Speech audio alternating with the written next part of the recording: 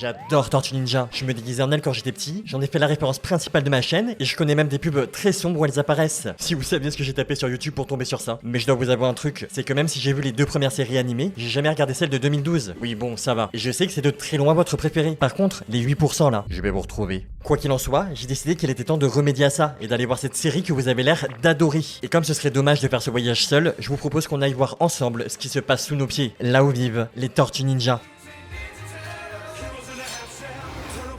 Mais juste avant, il faut que je vous raconte une histoire. Celle de Zenless Zone Zero, le nouveau jeu de Hoyoverse. C'est les créateurs de Genshin Impact, donc autant vous dire que ça va être du très lourd. Dans un futur proche, des catastrophes surnaturelles et inexpliquées, les néantres ont ravagé le monde, causant une apocalypse totale. On sait pas pourquoi ni comment elles sont apparues, mais la bonne nouvelle, c'est que vous allez pouvoir le découvrir. Parce qu'une ville, la Nouvelle Eridu, a su s'adapter grâce aux avancées technologiques de ses habitants. Et vous êtes l'un d'entre eux. Il y a juste à choisir un personnage parmi une liste énorme, genre des humains, des waifus, des robots, et même des ours. Par contre j'ai vérifié, il n'y a pas de tortue. Mais bon, tous les autres persos sont stylés, donc ça va. Une fois que votre choix est fait, il n'y a plus qu'à explorer ce vaste monde pour trouver des réponses. Parfois, elles vous seront données dans des dialogues ou des cinématiques, mais ça arrive aussi qu'elles soient dans des bandes dessinées. Et perso, j'aime trop l'idée, parce qu'en plus d'être original, ça permet que l'immersion dans l'univers soit totale. Mais dans votre quête, vous allez faire face à de nombreux dangers, genre ces cailloux mutants là. On dirait pas, mais je suis sûr qu'ils défoncent Shredder sans aucun souci. Et vous allez adorer affronter ces créatures, parce que le système de combat du jeu est beaucoup trop cool, avec des compétences propres à chaque personnage, que vous allez pouvoir faire évoluer pour devenir inarrêtable. Puis, vous le voyez, le jeu est juste trop beau. Le gameplay est dynamique, les animations sont trop stylées, et je trouve que le style de graphisme d'animé avec des couleurs flashy comme un cartoon, c'est une grande réussite. Personnellement, il y a des chances pour que je me laisse tenter, donc s'il y a moins de vidéos, vous savez pourquoi. En téléchargeant le jeu maintenant, vous avez 180 tirages gratuits, et avec le code Zenless Launch, vous obtenez un agent de rang A et une arme exclusive, mais aussi tout ce qu'il faut pour parfaitement commencer le jeu. Plus sérieusement, c'est grâce à des partenaires comme Hoyoverse que je peux vous sortir régulièrement des vidéos avec des extraits de dessins animés, sans avoir trop peur de la démonétisation. Donc merci énormément à eux. Je vous laisse le lien de Zenless Zone Zero en description. Et nous, on peut commencer notre voyage pour aller à New York, là où vivent 4 tortues, pas vraiment comme les autres, parce que c'est des ninjas. Et justement, un entraînement va commencer. Comment t'arrêtes le roi de l'esquive?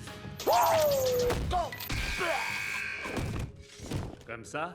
Visiblement, les coups dans les burnes, c'est des techniques ninja. Le perdant, avec le bandeau orange, il s'appelle Michelangelo ou Mikey, et c'est mon personnage préféré, juste parce qu'il est un peu débile et que ça me fait rire. Sinon, celui avec le bandeau bleu, c'est Leonardo ou Léo, un fan de cartoon qui a envie d'être un leader comme ses personnages préférés. Mais ils ont aussi deux autres frères, déjà Donatello ou Donnie, l'intelligent et le scientifique du groupe, et Raphaël ou Raph, lui c'est tout le contraire, il fonce tête baissée et il est toujours prêt à se battre. Écoute-moi, Denis, pose gentiment ton beau et je ne te ferai pas de mal. C'est ça mon œil.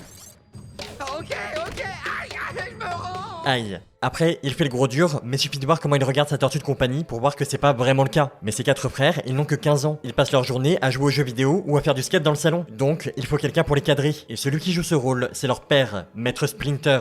Vous vous êtes tous très bien battus.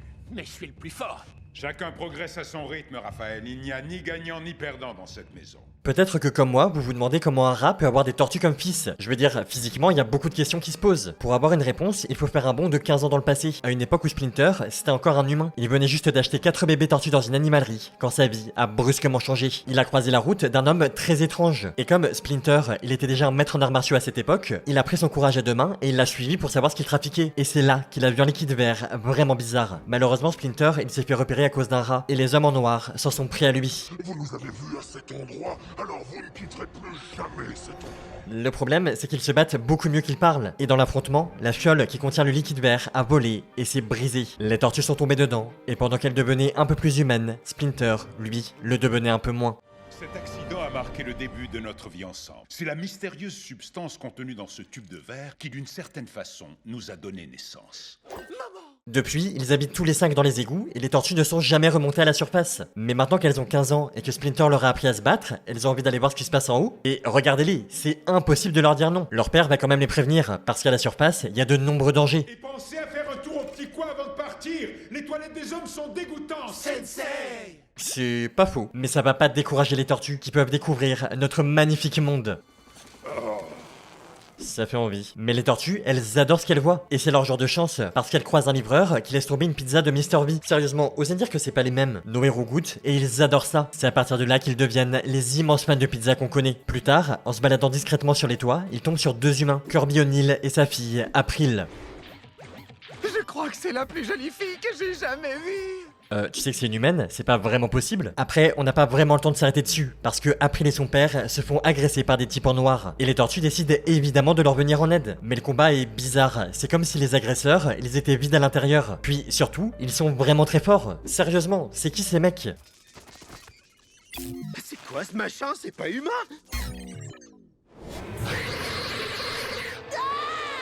Attendez, c'est quoi ce truc? En plus, ils ont réussi à kidnapper Léonil, mais pourquoi? Ça fait beaucoup de questions, surtout pour une première sortie. Il semblerait que New York cache beaucoup de secrets et qu'elle ait besoin de héros. Leur première mission, c'est évidemment de sauver April et son père. Et au départ, Splinter, il est hésitant, parce qu'il veut pas vraiment que ses fils se mettent en danger. Mais au final, sa conscience lui interdit de laisser des gens sans défense. Alors il accepte, et sa seule condition, c'est que les tortues, elles aient un chef, pour qu'elles puissent agir de manière organisée. Ce qui est plutôt logique. Et celle qui est choisie, Je vais me retirer pour y méditer.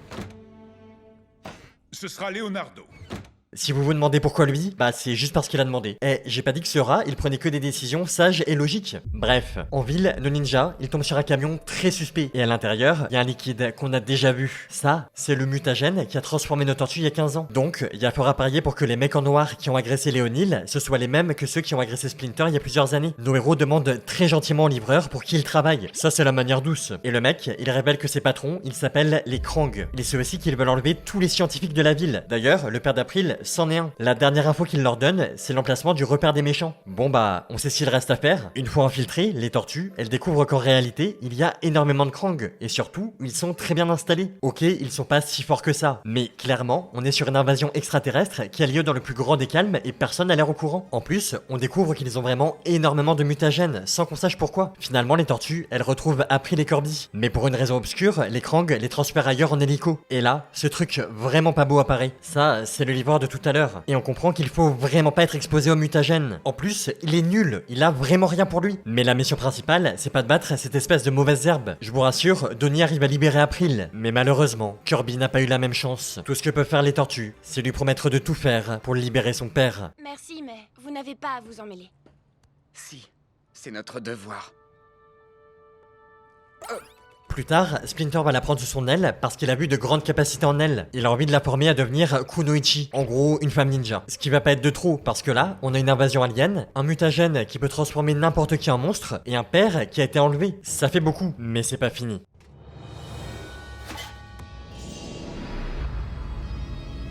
Je vais rendre visite à une vieille connaissance.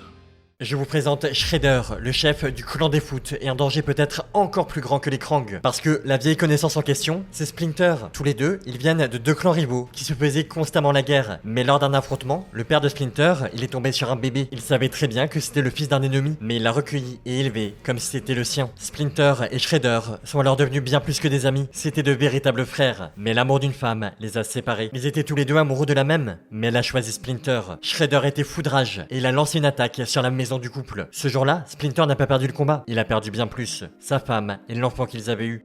Autant vous dire qu'il y a quelques tensions entre les deux. À partir de là, les tortues, elles alternent entre affronter les Krang et des humains qui se font changer en mutants par leur faute, et affronter les sbires de Shredder. Notamment celui-là, c'est son meilleur disciple. Il s'appelle Chris Bradford et c'est un expert en arts martiaux. En plus, il est épaulé de Xander, un mec qui connaît parfaitement la ville de New York. Donc autant vous dire qu'à eux deux, ils posent énormément de problèmes aux tortues. Mais pour elles, c'est juste une occasion de devenir encore plus forte et de nous sortir des scènes vraiment épiques. Montrez-nous vos sales faces!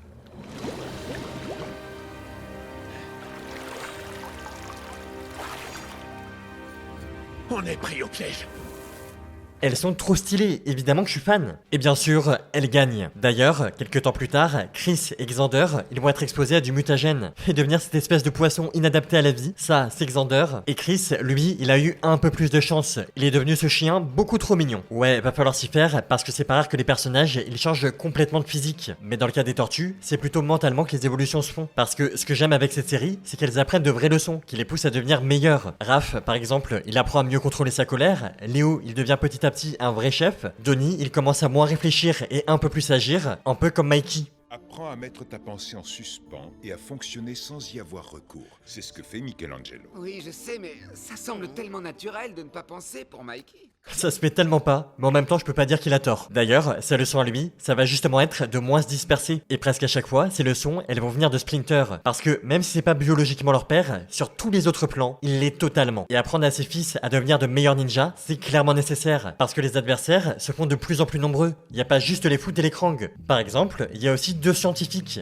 Le premier, c'est Rockwell, qui est devenu un singe vraiment moche. C'est à cause des expériences qu'il faisait sur le mutagène. Les Krang lui ont pas vraiment expliqué à quoi ça allait servir, mais ils ont payé, donc il a accepté. Et le deuxième scientifique, c'est Falco, qui a voulu doubler les Krang en mettant au point avec le mutagène un truc pour le rendre plus fort. C'est pour ses expériences personnelles qu'il a transformé Rockwell en singe. Il lui fallait un cobaye, et un humain, c'est quand même le mieux. Au final, il va juste devenir ce personnage cauchemardesque. Mais au final, ce que ça nous montre, c'est que Splinter, il avait raison. La cruauté et le danger sont partout, surtout chez les humains. Parce qu'il y a bien des animaux qui ont été exposés à du mutagène. C'est le cas de Lizardhead, ce gros croco. Mais lui, il devient un allié des tortues. Bref, j'imagine que ce qui vous intéresse le plus, c'est pas vraiment ça, mais plutôt ce que font les Krang et les Foot. Et justement, j'ai un personnage à vous présenter. Elle, c'est Karai, une ninja très forte aux ordres de Shredder. Mais ce qui frappe le plus quand on la voit, c'est qu'elle est vraiment différente des autres membres de son clan. Même si elle peut évidemment pas devenir son amie, elle s'entend très bien avec Léo. Après, ça reste quand même une Foot, et pas n'importe laquelle.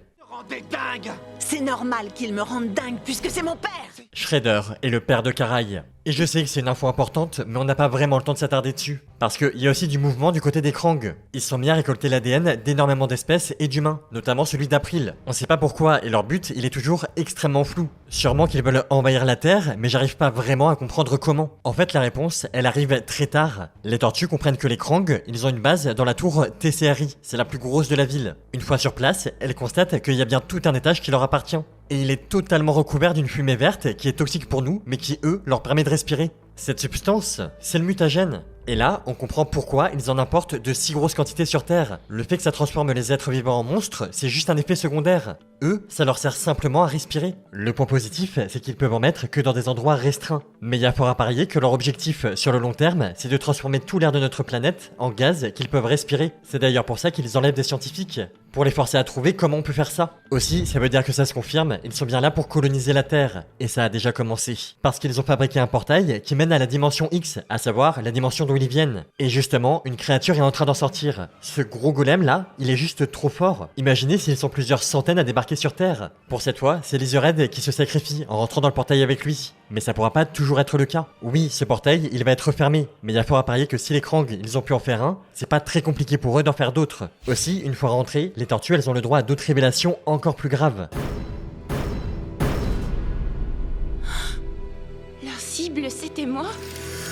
Pourquoi April? Qu'est-ce qu'elle a de spécial? Globalement, partie du principe que cette fille, c'est la clé de tout. La première fois que je m'en suis vraiment rendu compte, c'est quand elle s'est mise à entendre des trucs que personne d'autre entendait. Et ça l'a conduit jusqu'à cette sphère bizarre. En fait, cet objet, il permet aux Krang de communiquer entre eux. Donc c'est un avantage de fou d'en avoir un. D'ailleurs, les tortues reçoivent déjà un message. La phase finale du plan de Krang, que l'on appelle Invasion, débutera dans l'unité de temps correspondant à 6 heures. Le technodrome arrivera de la dimension X par le portail. On est très mal, parce que même si on sait pas vraiment ce que c'est le technodrome, a priori si ça arrive sur Terre, c'est terminé. Et il y a 2 grosses raisons qui font que ça va arriver. La première, c'est que Shredder, il s'est allié aux Krang, parce que leur technologie, elle peut lui permettre d'atteindre et de tuer Splinter.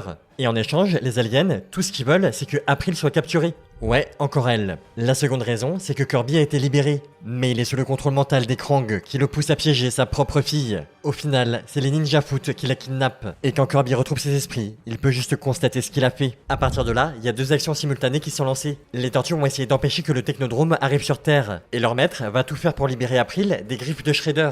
Sauf que le premier problème, c'est qu'elle est pas du tout avec lui. Il a aucune raison de la garder, c'est les Krang qui la voulaient. Désormais, elle est entre les tentacules de leur chef.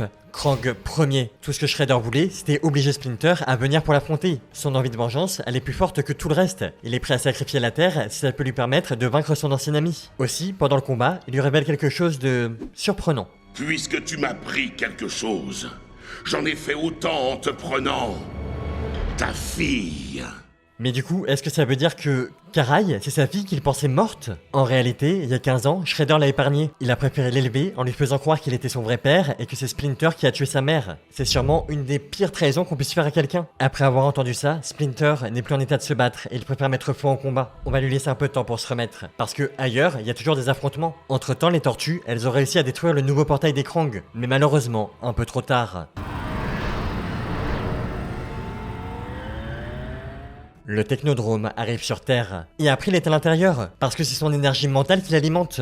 Je sais que c'est assez bizarre, elle a beaucoup de pouvoir et un lien avec les Krang qu'on comprend pas vraiment. Mais plus tard, ça va avoir du sens. Aussi, rien n'est encore perdu, parce que nos héros arrivent à s'infiltrer dans le technodrome et à retrouver leur amie. Ils arrivent même à la libérer, mais comme c'est elle qui a alimenté ce truc, ça veut dire qu'il va bientôt s'écraser. Donc il faut en sortir très vite. Heureusement, il y a des capsules de sauvetage. Mais Krang premier a leur trousse et il faut que quelqu'un reste pour le maintenir pour permettre aux autres de partir. Ce que ça veut dire, c'est que l'un d'entre eux doit se sacrifier. Et même si ses frères ne veulent pas le laisser, c'est Leonardo qui va le faire, pour sauver la Terre, mais surtout sauver sa famille.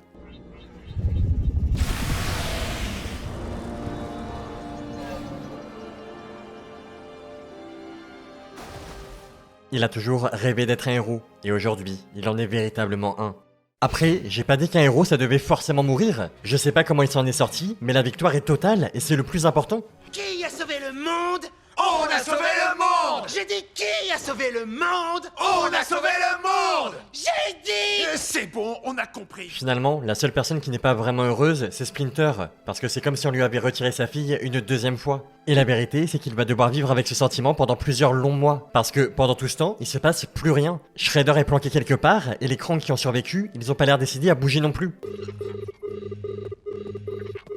Ok, autant pour moi. Les affaires reprennent. Grâce à la sphère de communication, on apprend que les Krang transportent une cargaison. Nos héros trouvent assez facilement le vaisseau qui doit faire la livraison, et à l'intérieur, il y a des quantités abusées de mutagènes. Le problème, c'est que dans le combat, elles finissent par tomber et atterrir sur New York.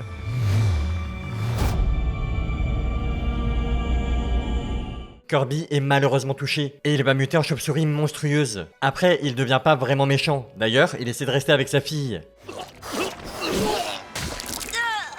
Au final, il comprend qu'il est devenu une créature terrifiante et il a pas vraiment envie que sa fille le voie comme ça. April en veut énormément aux tortues parce qu'elles sont un peu responsables. Cette colère, elle va la pousser à prendre la décision de se séparer du groupe. Ce qui veut dire que nos tortues, elles ont de nouvelles missions. La première, c'est de retrouver tout le mutagène qui est tombé. Et vous vous en doutez, mais ça veut dire qu'il va y avoir énormément de nouveaux mutants. Genre la tortue Draph. Ouais, ce gros monstre au départ, c'était juste ce petit truc tout mignon. Il y a aussi Chris qui va être exposé une deuxième fois au mutagène et qui va devenir une sorte de loup. Bref, vous avez compris, va y en avoir beaucoup. La seconde mission, ça va être de trouver une solution pour Kirby, parce qu'on peut pas le laisser comme ça. Et en même temps, il va falloir s'occuper des Krang et des Foot, parce que, je l'ai pas dit, mais la cargaison, elle était pour Shredder. Il voulait s'en servir pour monter une armée de super ninjas. Au final, il va se tourner vers des robots. Ça fait le taf. Et ça fait surtout beaucoup de trucs à faire pour nos 4 frères. Pendant que April, de son côté, elle essaye de reprendre une vie normale. Elle va même faire la rencontre de Cassie Jones, un garçon avec qui elle va très bien s'entendre. Peut-être même un peu trop. Après, il va aussi devenir un peu pote avec les tortues. Et c'est grâce à lui que April va comprendre que les 4 frères, ils veulent vraiment l'aider à retrouver son père. Et surtout, ils tiennent énormément à elle. On est d'accord, elle aurait pu s'en rendre compte avant. Mais au final, elle a plutôt bien choisi son moment. Parce que la prochaine grosse révélation, elle la concerne totalement. Pendant une mission, nos héros, ils arrivent dans une maison où il y a des trucs vraiment suspects. Déjà, des photos des tortues. Et surtout, beaucoup de trucs sur les Krang. Mais aussi, des photos d'April. Donc là, il y a un mec qui prend discrètement des photos d'une gamine de 15 ans. Et celui qui fait ça, c'est Kurtzman, un journaliste qui explique qu'il a de très bonnes raisons.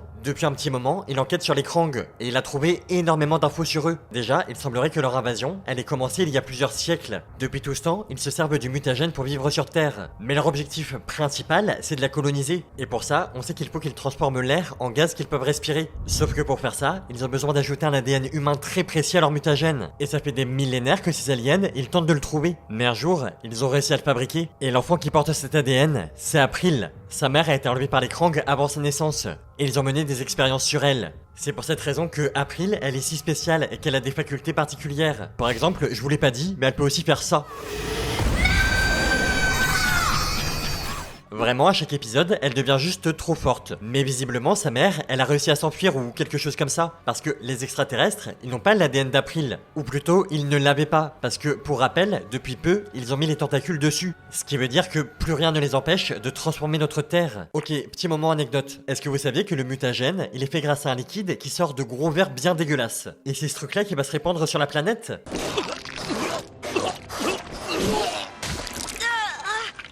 Mais il y a un truc qui compense cette info immonde. Shredder, il revient d'un petit voyage au Japon. Et il est accompagné de son nouveau lieutenant. Le meilleur chasseur de tête d'Asie. Le terrible Tiger Claw.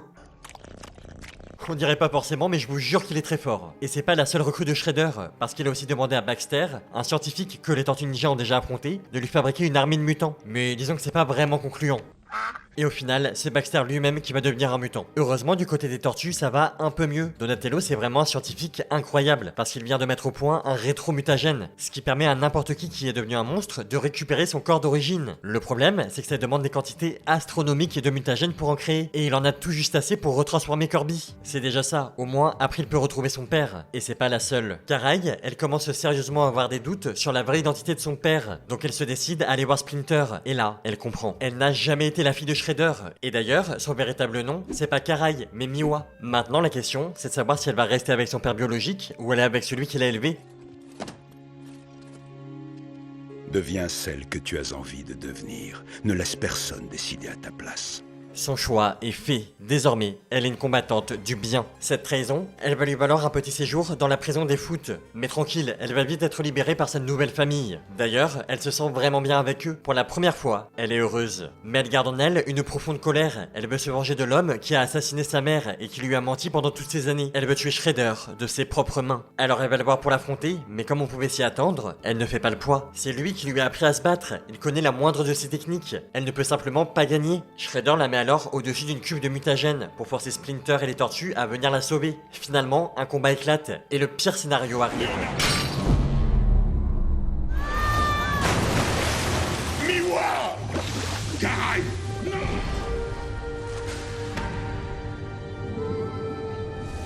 Karai!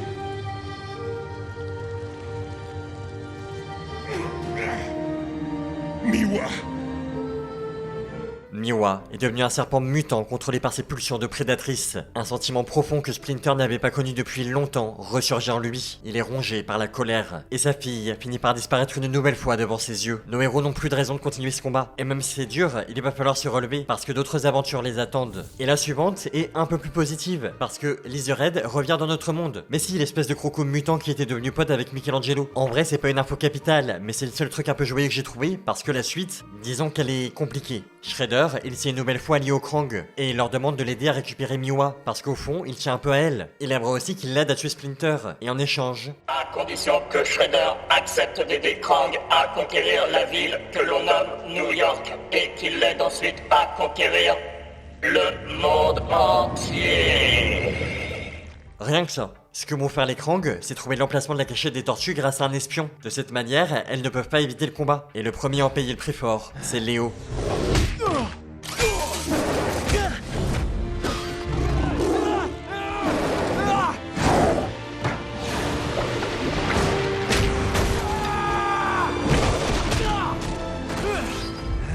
Même s'il se bat avec beaucoup de bravoure, face à Shredder, il ne peut pas gagner. Ses frères arrivent à le récupérer, mais il est entre la vie et la mort. Puis c'est au tour de Splinter de se battre et de succomber. Son corps est jeté dans les égouts, devant les yeux de ses fils qui sont totalement impuissants. Et dehors, c'est pas vraiment mieux. Des portails se sont ouverts et l'invasion des Krang a repris. Les humains sont changés en mutants, et Kirby est encore une fois touché. Ça ressemble énormément à la fin du monde, mais pour le moment c'est que New York qui est dans cet état. Alors nos héros décident de partir quelque temps. Splinter n'est plus là pour les guider, et Leonardo est dans un état critique. Nous avons perdu. Après, il a une maison de campagne où elle allait avec sa famille quand elle était petite. Et c'est là que notre équipe se rend pour reprendre des forces. Pendant plus de 3 mois, Leonardo, il reste dans le coma, avant de finalement ouvrir les yeux. Mais il est pas totalement remis pour autant. Physiquement, c'est compliqué, il lui faut un peu de temps. Et quelques semaines plus tard, il y a des signes d'amélioration, tout juste assez pour qu'il parte avec ses frères en forêt faire une sorte de voyage initiatique. D'ailleurs, un soir, Splinter leur apparaît spectralement. Me demandez pas comment ça marche. Il leur révèle que son corps est toujours en vie, mais que surtout, le monde a besoin d'eux. Pour le sauver, ils doivent surmonter leurs blessures intérieures. Alors les tortues repartent s'entraîner pour être à la hauteur. Et finalement, elles sont prêtes. C'est l'heure de rentrer à la maison.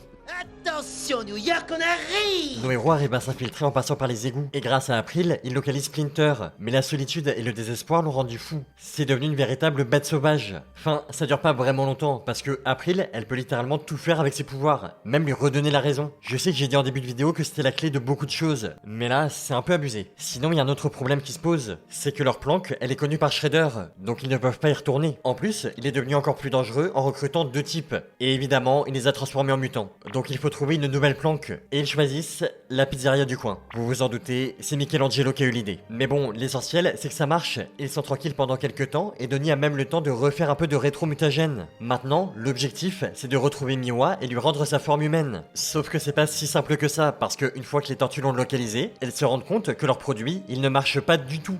Le mutagène auquel Miwa a été exposé, il était un peu différent. Il ne fait pas que la transformer en monstre, il fait aussi disparaître son humanité, et elle en est consciente. Si elle est venue les voir, c'est pour une autre raison.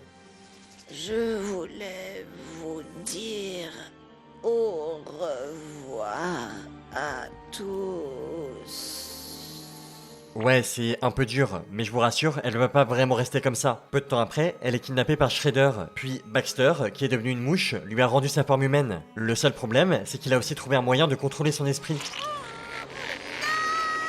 Et c'est un peu dur à voir. Donc au final, c'était même pas une vraie bonne nouvelle. Mais il y en a quand même une qui finit par arriver. Plusieurs animaux mutants qu'on a déjà vus s'allient à nos héros. Et ensemble, ils arrivent à libérer les humains que les Krang avaient réduits en esclavage. Ce qui veut dire que April peut retrouver son père. Ok, à partir de là, qu'est-ce qui manque à la série selon vous? Une nouvelle race alien qui ressemble à des Triceratops. Évidemment. D'après ce qu'ils disent aux tortues, c'est des Triceratons. Une espèce qui déteste les Krang. Il y a eu une guerre entre ces deux races aliens et les Triceratons allaient gagner. Alors les Krang ont mis au point une arme destructrice, un générateur de trous noirs. Grâce à ça, ils ont pu détruire la planète de leurs ennemis, et une seule flotte Triceratone a pu survivre. Donc, peut-être qu'ils vont pouvoir nous aider à faire partir les Krang qui sont sur Terre. Le problème, c'est qu'ils sont pas du tout du genre à faire les choses à moitié. Y a des Krang sur ta planète? Ok, bah, on l'a fait péter. On sait pas trop comment ils l'ont récupéré, mais maintenant, c'est eux qui ont le générateur de trous noirs. Et personne n'est assez fort pour les arrêter. Pourtant, même Shredder est là pour essayer. Pour la première fois depuis très longtemps, il est du même côté que Splinter. Mais la vérité, c'est que même ça va pas suffire. Il ne reste plus que quelques secondes avant que tout prenne fin.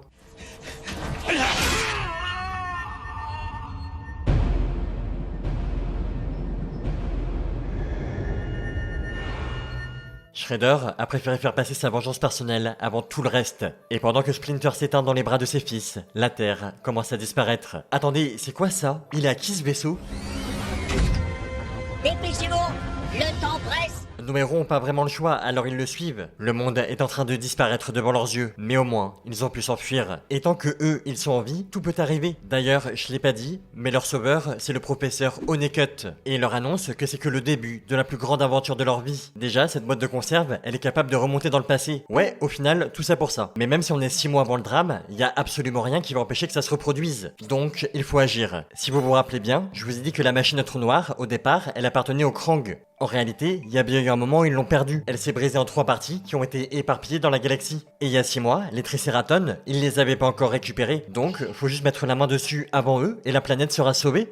Ah, et si vous vous demandez comment ce petit robot il sait tout ça, c'est assez simple. C'est juste lui qui a créé la machine à trous noirs. À cette époque, il était encore humain et il faisait n'importe quoi pour de l'argent. Alors il a accepté de vendre son invention aux Krang. Mais depuis qu'il a vu ce qu'ils ont fait avec, il regrette amèrement cette décision. C'est pour ça qu'il a refusé d'en fabriquer une autre quand les Triceratops lui ont demandé. À cause de ça, ils l'ont tué et il a juste eu le temps de transférer sa conscience dans ce robot. Aujourd'hui, il essaie simplement de réparer ses erreurs du passé. Et la première étape, c'est d'équiper les tortues pour aller dans l'espace. Franchement, on est d'accord, elles ont un flot de fou. À partir de là, leurs aventures, elles vont un peu se ressembler. Les héros arrivent sur une planète et ils font face à des aliens qui cherchent à les tuer. Mais c'est rarement intéressant. Il y a juste lui qui est un peu cool et qu'on revoit souvent. Il s'appelle Dreg et c'est le seigneur d'une planète d'insectes. Et disons qu'il va pas trop apprécier les tortues et qu'il va payer un mercenaire pour les tuer. Sympa. Mais y a pas que du négatif dans l'espace. Par exemple, ces salamandres, elles sont plutôt sympas. Raphaël, je sais qu'un jour nous nés se rencontrerons pour de bon.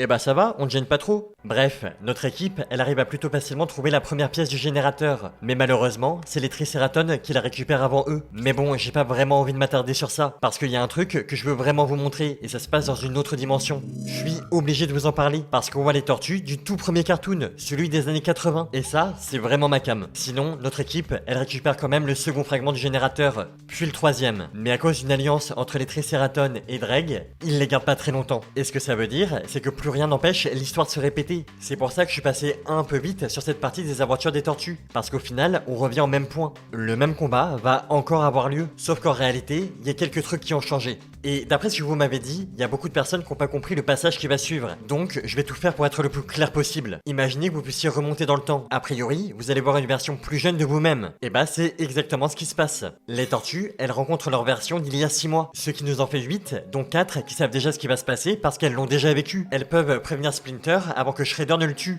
Et surtout, elles savent à l'avance qu'il faut casser le minuteur. Puis 8 au lieu de 4, ça permet de repousser plus facilement les extraterrestres. Les Triceratops sont obligés de prendre la fuite, et Honeycutt peut récupérer le générateur. Le plus grand regret de sa vie, c'est d'avoir créé cette machine. Et pour être sûr que plus personne ne l'utilise, il ne lui reste qu'une chose à faire.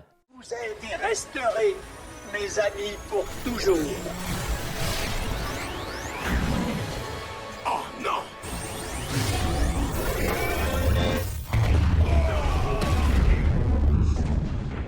Aussi, ils ont enfin pu vaincre Shredder, et il reste plus qu'un détail à régler. 8 tortues, c'est cool, mais c'est un peu trop. Et s'il y a une version de nos héros 6 mois plus jeune, ça veut dire qu'il y a aussi une version de Honeycutt qui l'est. En fait, c'est une sorte de boucle. Les versions anciennes prennent la place des versions plus jeunes, qui vont elles-mêmes prendre à leur tour la place de versions encore plus jeunes. En gros, si vous connaissez le principe d'une boucle temporelle, c'est à peu près l'idée. Sinon, tout ce qu'il faut retenir, c'est que les 4 tortues en trop, elles vont avec le Honeycutt de leur temporalité. J'ai fait de mon mieux, mais c'est vrai que c'était pas très clair, désolé. Bref, notre histoire, elle touche bientôt à sa fin, mais il nous reste une toute petite dernière étape. Vous vous rappelez de Miwa? Elle a finalement réussi à se libérer de l'emprise de Shredder. Et comme les Foot n'ont plus de chef depuis qu'il a été battu par Splinter, c'est elle qui a pris sa place. Vous en faites pas, elle reste quand même du côté des héros. Mais en réalité, il y a une bonne partie du clan qui reste fidèle à leur premier maître. Parce que même s'il est dans un état critique, il est très loin d'être mort.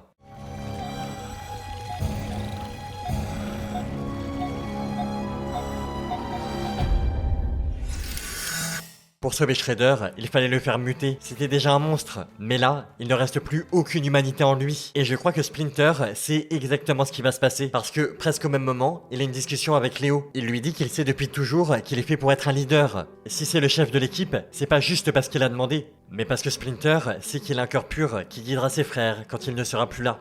Oui, plus là.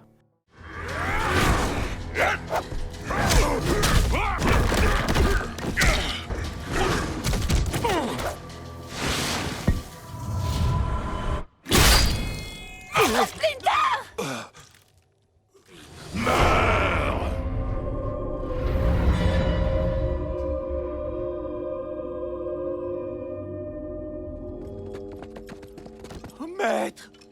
Maître! Splinter est mort, et cette fois, il n'y aura aucun retour en arrière. Il aura été un bon père. Il n'a pas vraiment eu le temps de connaître sa fille, mais il a eu des fils aussi forts et courageux que lui. Et pour honorer la mémoire de leur père, il ne leur reste qu'une chose à faire. La question, c'est de savoir s'ils vont pouvoir réussir là où Splinter a échoué. Il ne faut pas avoir peur.